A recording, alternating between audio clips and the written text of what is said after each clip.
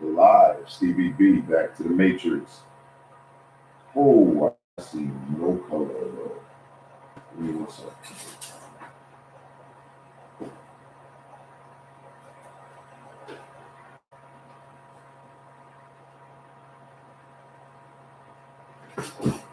That looks a little better. Stevie B, back to the Matrix. Y'all know what it is. Boston representing. Okay. Can't wait to get back on the Patriots talk and the Celtics talk coming up. But most importantly, what we got to is what's immediate. The NBA Finals. Chris Paul showed up in game one. And I mean the whole team showed up and showed out. Did not expect Giannis. Let's just start there. First and foremost, we got to get everybody on the team uploaded and ready. Where's everybody at? Pete Smokes, we got to get you in here. The Commissioner, we got to get you in here. Let's get everybody in here real quick.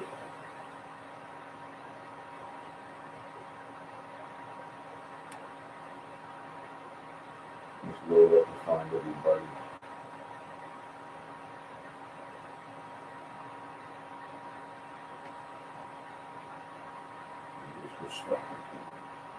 This is late now. And all of my subscribers that should be getting this link right now, I encourage you and everybody, that appreciates the things I put out in terms of my sports knowledge, or at least the ability for me to try to put out what I think. Because this is what we think. I put together a culmination of my thoughts and people around me. And we match theories on a day-to-day basis. And I might be the football expert, but I am a sports aficionado in all contexts. I would love to open up the platform to baseball. I would love to open up the platform to hockey. And we're going to continue to do those things. But we're going to start with our strengths. Okay? If they lean on me for football, I lean on them for basketball. We combine our knowledge when we're missing the concept and we're missing a piece of a particular theory or a particular team that we're seeing. You have your team to put all of that together, okay, to make sure that you're on point with what you're speaking about, all right? Or shall I say that I have my team to make sure that I'm on point with what I'm speaking about.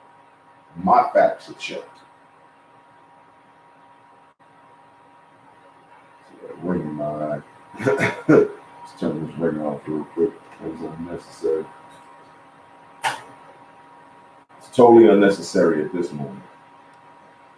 The point right now is to try to get everybody linked in and start this conversation.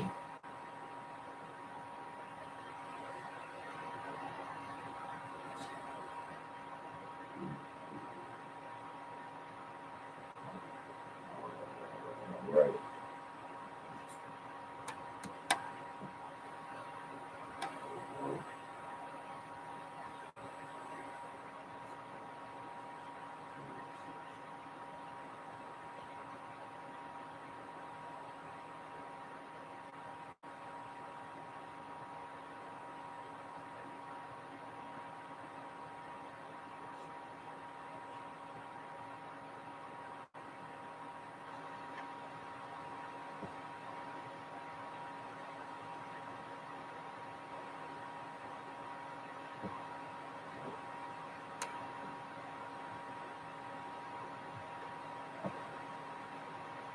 Anyway, let's go with where the Suns game started. The fact that Giannis played was a full-blown surprise. When he was upgraded just before the game, and the fact that he ended up playing in the first half, limited minutes. And in the second half, damn near a lot. Surprised the hell out of me. I gotta tell you, it surprised the hell out of me. Okay? I did not see that coming. And I done promoted and said a few times on a few different on 2 different videos, I did not expect him to come back from that.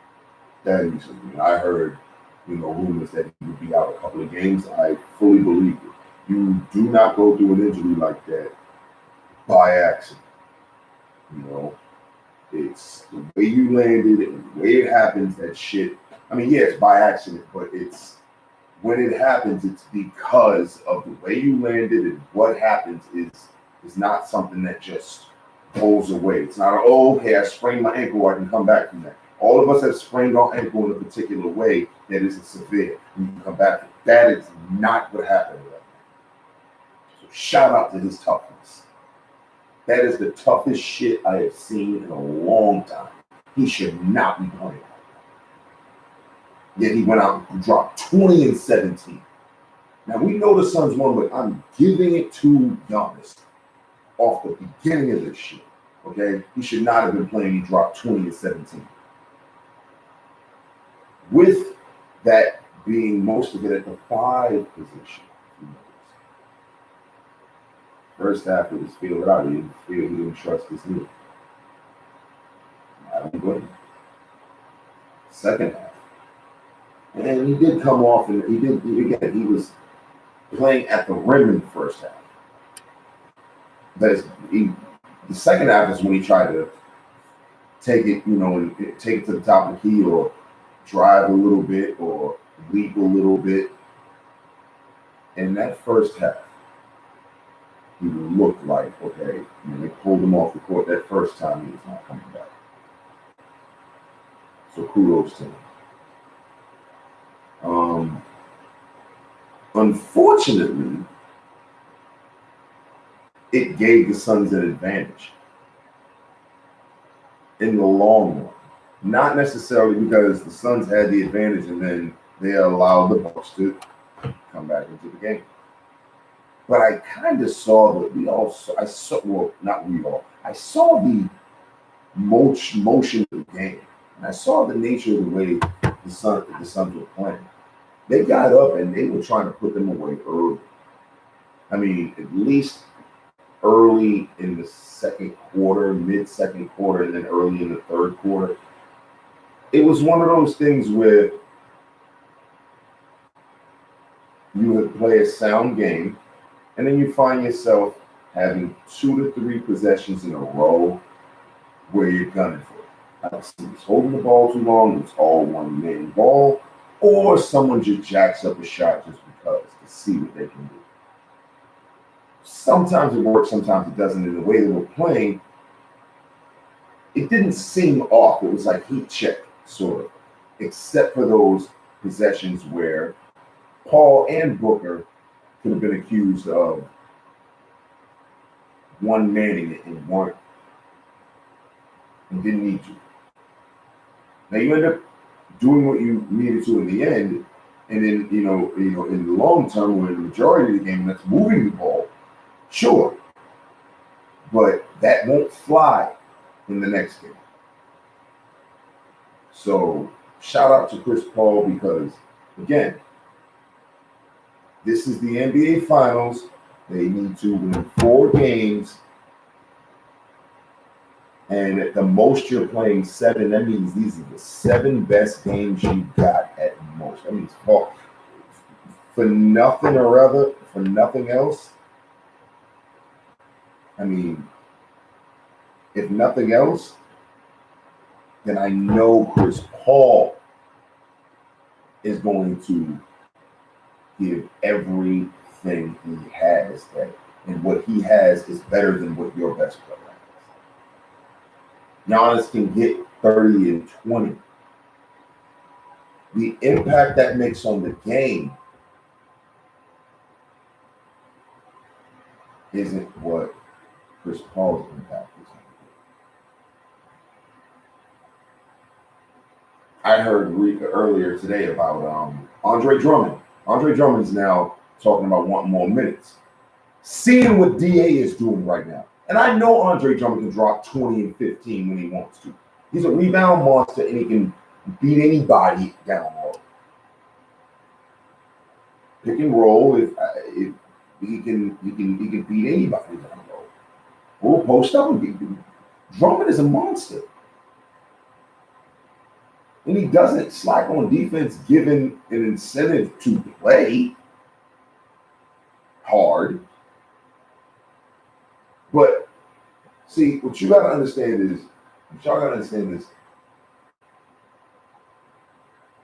if that can be Drummond, and from what I was watching earlier, they say analytics say that the impact on the game factor is a losing effort. And I don't understand how that is. Yeah, maybe when you're playing on a losing team, or you're playing now with LeBron, who has never really tried to make it work high-low with a big in his career. Anthony Davis is an experiment. He had bigs. He had the best shooting. He was one of the best shooting bigs of all time in Kevin Love. He had Antoine Jameson. He didn't even trade him. He's a selfish high-low player. And I don't think he's always thinking about all these other players, when if you have a guy like Andre Drummond, you and LeBron should destroy people. And I'm not saying LeBron can't develop the ability to work with him, but because he has Anthony Davis, Andre Drummond is being underutilized. Why is it that the Pelicans found a way to have Boogie Cousins and AD on this court at the same time? Two big guys. Yes, Boogie can shoot, but Boogie is a bruiser. And Boogie can get to the hole and finish whenever he wants to. The same way Drummond can, given the ball.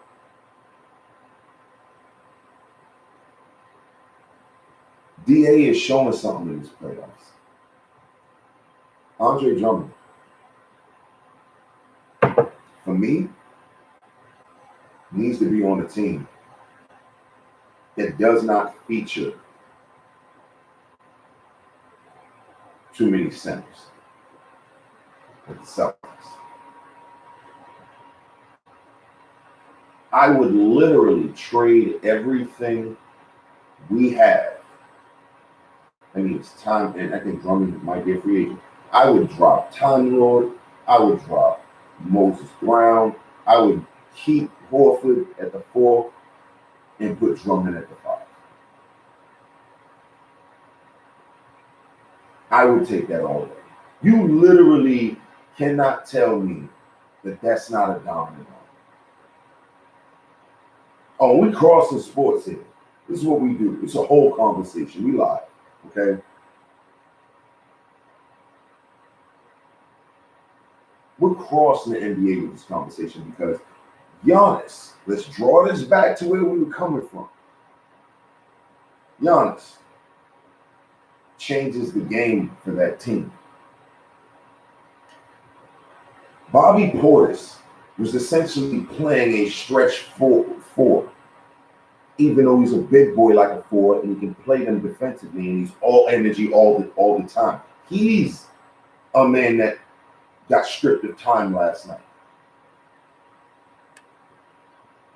It's been proven that when you have Giannis in the game and you're trying to use Brook Lopez as an outside 5 and he has to move out the lane for Giannis, that if he's not hitting shots, he's just ineffective on the court.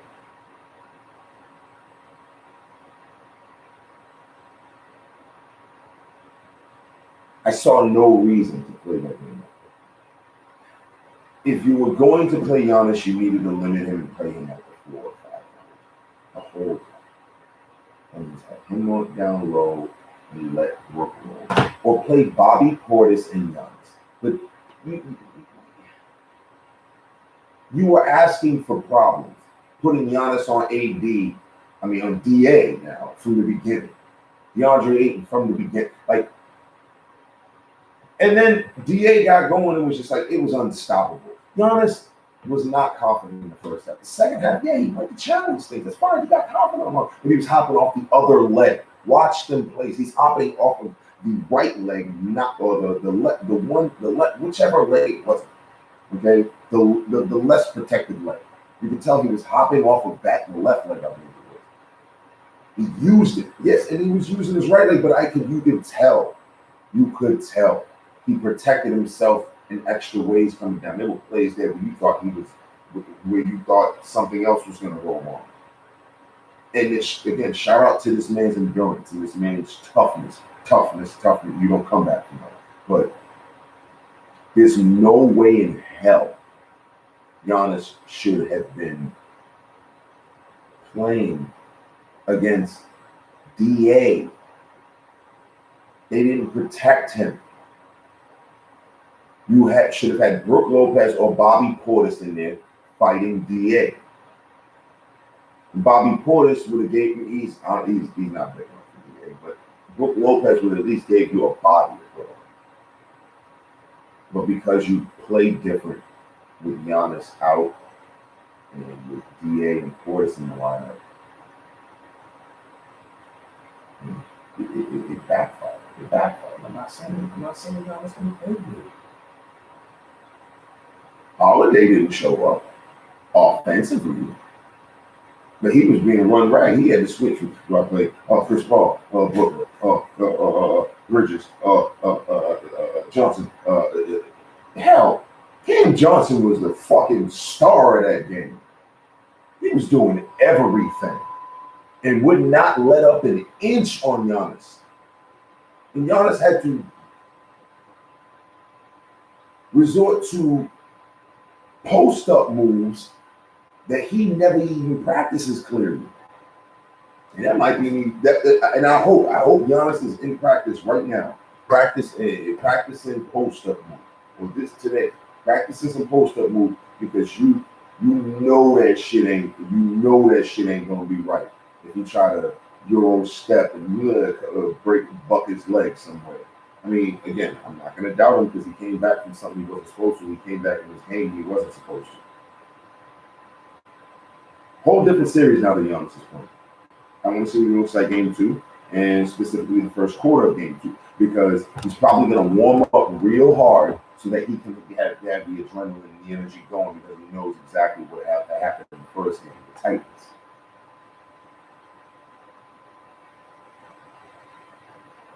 With that said, Jay Crowder scored nothing. It was an X factor on defense.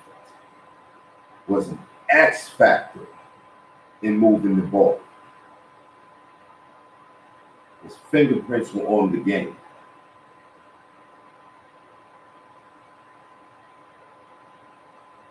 Look for him to be more of an offensive factor.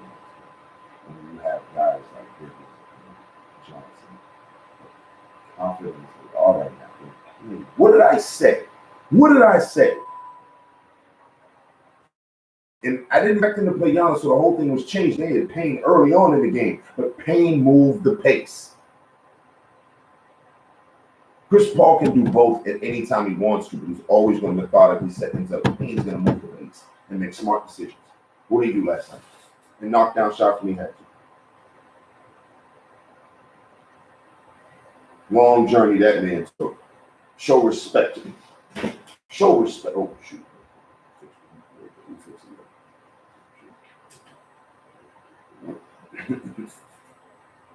Show respect where respect is due. Because between Payne, Johnson, and Bridges, these are 3 dudes that are literally bookending their team. That's like when you have D.A., Booker, Chris Paul, and you have a veteran in Jay Crowder who's going to do it all. D3 and D, even though he was off last game. You had Cam Johnson show up. You had Mikal Bridges. You had Cameron Payne.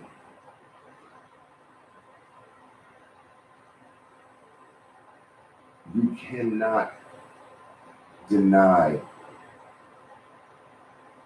what you saw out of those dudes. Everyone looked like they were ready, and those guys had no fear in their hearts. And I'm shouting out Johnson the most.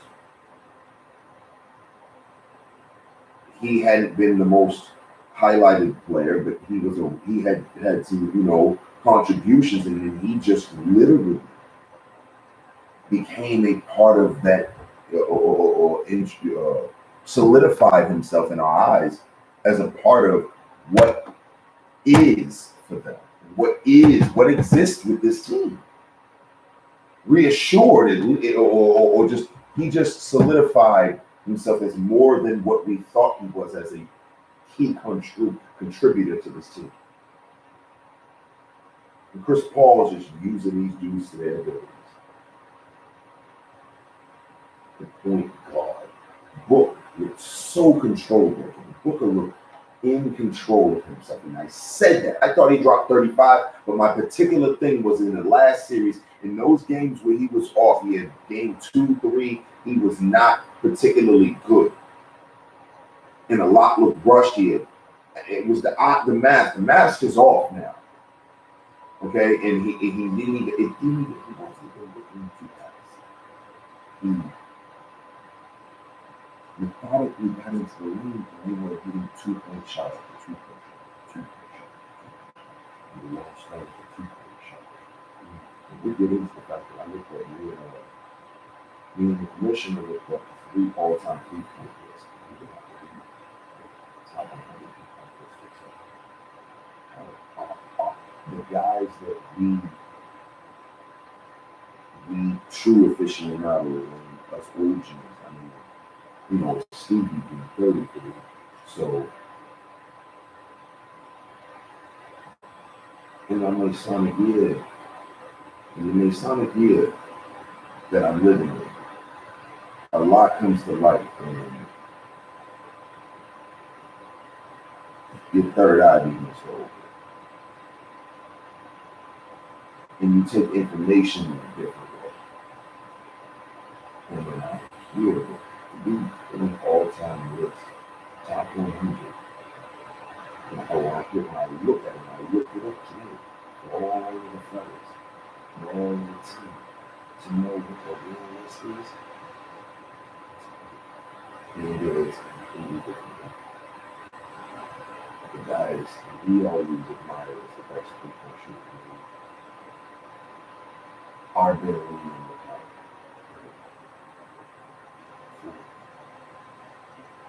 These guys, we idolize them on the back of 70 something, 50, 30. This league is completely different. It's what makes them different.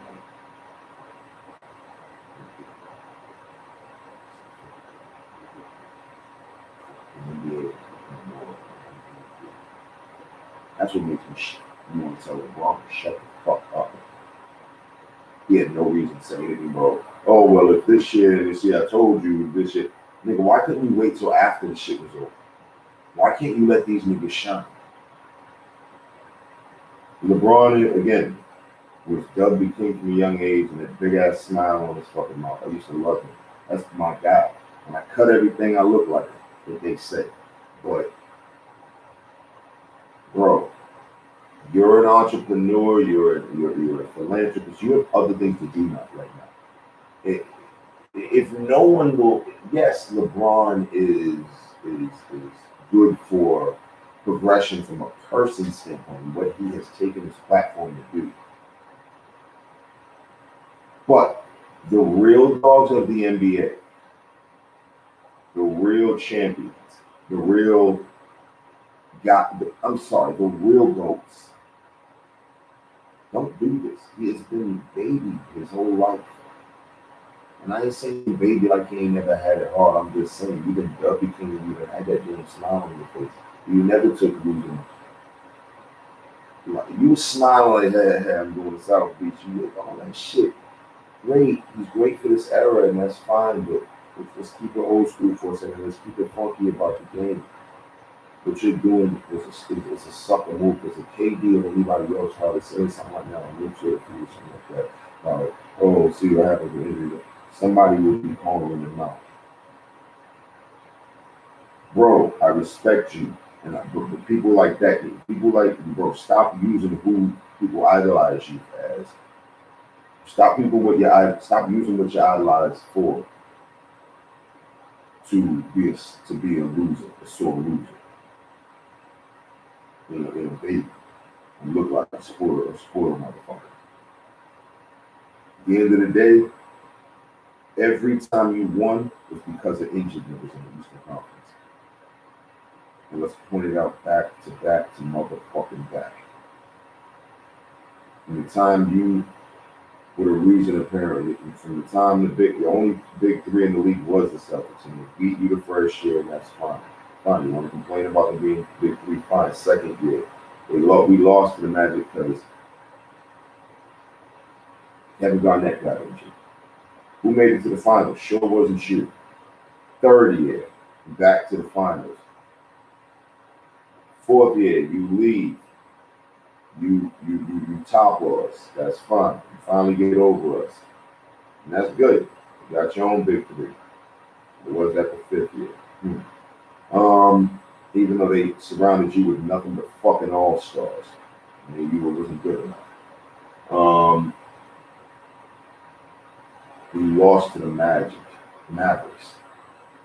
Okay? Surrounded by nothing but the greatest three-point shooters of all time. Let's say nothing about that with radio.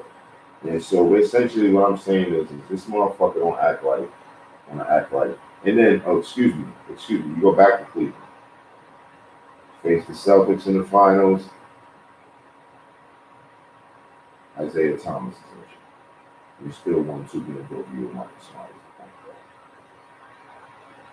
Oh, Celtics never complained. You never heard anybody on this team say anything. When Kyrie and fucking Gordon Hayward go down in the same first year, we still face you in the finals and buck 2 games.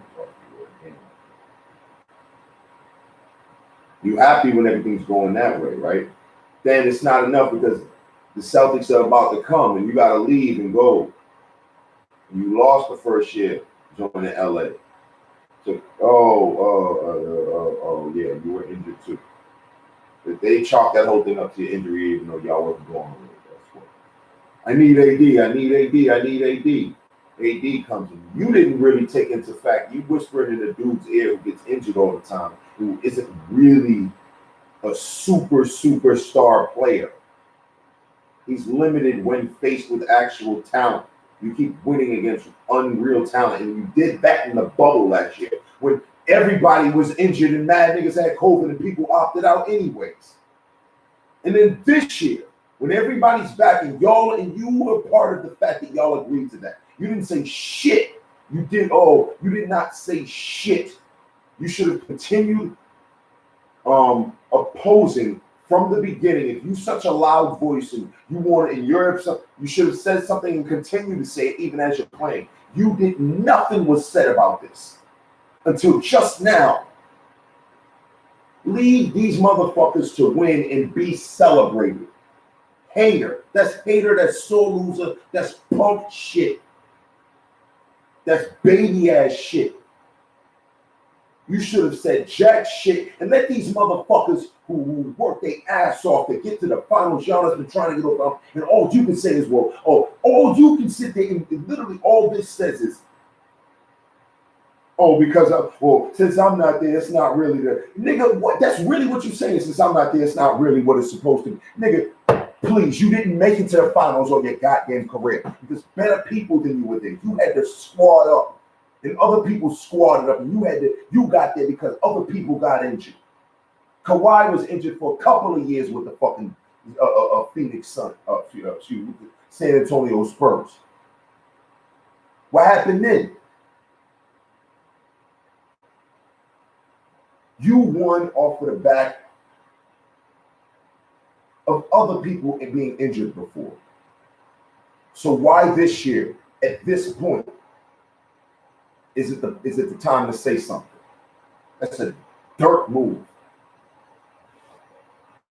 Lose respect with me for that. And I have too much respect for that man, for him to say a goddamn thing other than, hey, shit happens, and it's just, it just goes to show you there's superstars in this league that, look at who's shining right now. CP3's in his first finals. Giannis is in his finals. Like, these are players that you ain't big enough and you ain't giving nobody you ain't big up in nobody, bro. I just suck a fucking comment, bro. Leave this shit alone. Back to the fucking real niggas winning. Chris Paul suffering through injury. Giannis playing through an injury right now. You played through injury. AD was playing through some. Just because you can get over the hump this year, don't mean you gotta fucking say nothing during their glory time. Say that shit a month or two after the final, saying, hey, this past offseason, you say that shit a month after. And everybody will listen, like LeBron was right about this past final. When you look at it this past year, but it doesn't say that shit then about going into the next year, dumbass. If I kiss your ass around you and don't fucking give you no good PR fucking commentary. You are, super special in what you do for the community, what you've done for them, what you do, what you want to be. We love it, what you do for your son, what you are as a man. That's cool, but that's a sucker move. And it makes you look like a fucking baby. And we have to call you out on that. Hell, if I was around you, if I was anyone in your camp and seen you about to send that, I'd have said, stop it. You have enough attention. Go do some shit for some kids. I'm trying to be in everything. That shit will make you. Are you trying to make people hate you? And that shit. If you don't care when you do that, then it's about attention. You're good enough on your own what you do to not need to chase anymore. So I know it can't be about that, could it? Let's sidetrack that, man. Like I said, Giannis did what he did early. He went strong,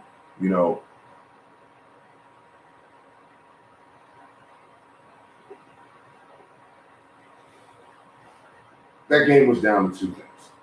Great coaching by the Suns. Preparation.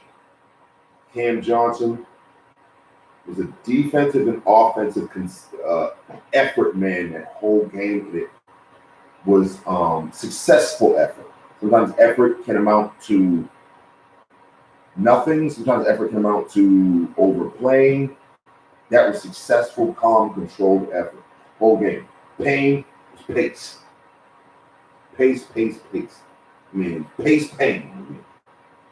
Okay? DA was the big man extraordinaire. He was the biggest man in the game.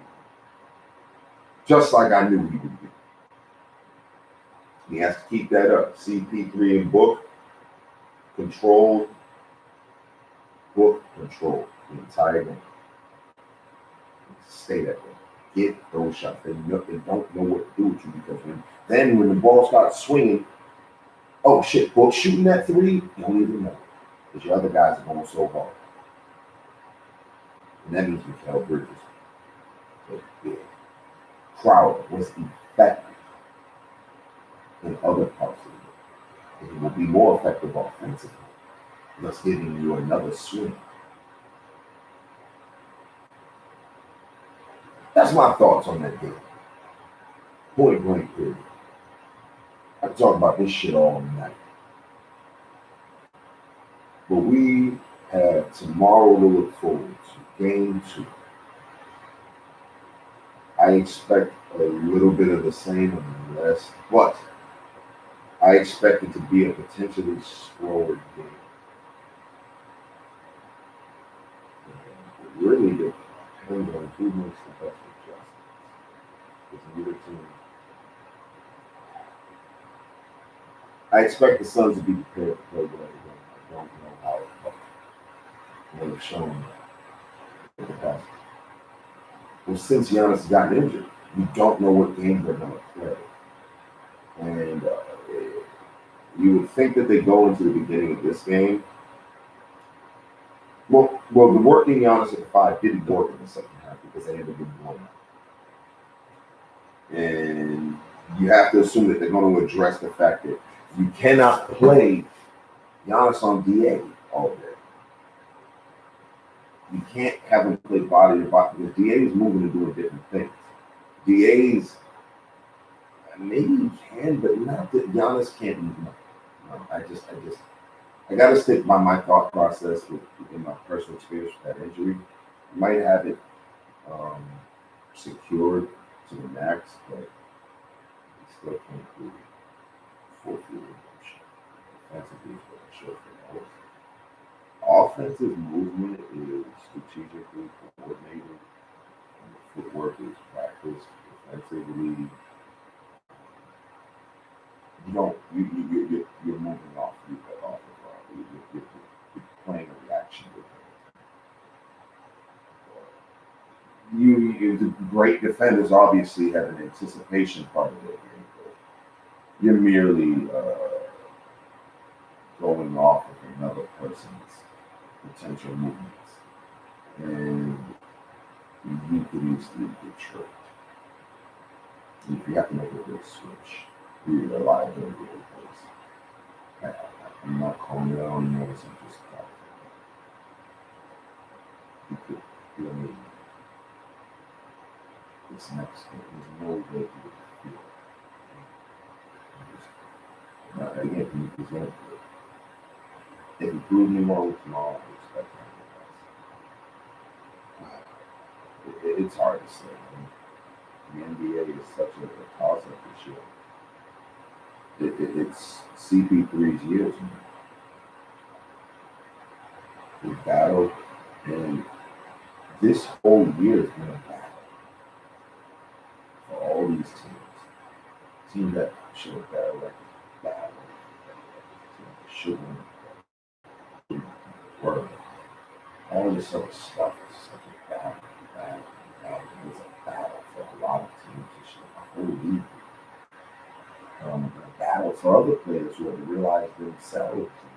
A lot of realization coming to a lot of these guys this year about what is really going on and what really needs to happen with a lot of teams. And to see the Bucks and Giannis, in the finals, and if he was fully healthy, I definitely don't see the first back in but the man dropped 20 seconds. Limiting himself. And he didn't even look like he was limiting himself in the second half of the third quarter. Second half, late third quarter and fourth quarter, he went ham. He did what he had, but he still didn't go ham. He was catching up. He was trying shit. The team was already behind it. What risks is he going to make from the beginning of game 2? What risks is he going to take from the beginning of game 2? We got to see. Giannis. Shout out to you. But congratulations to Chris Paul on 1 win, 3 more to go. I want the Suns to win. It's getting late.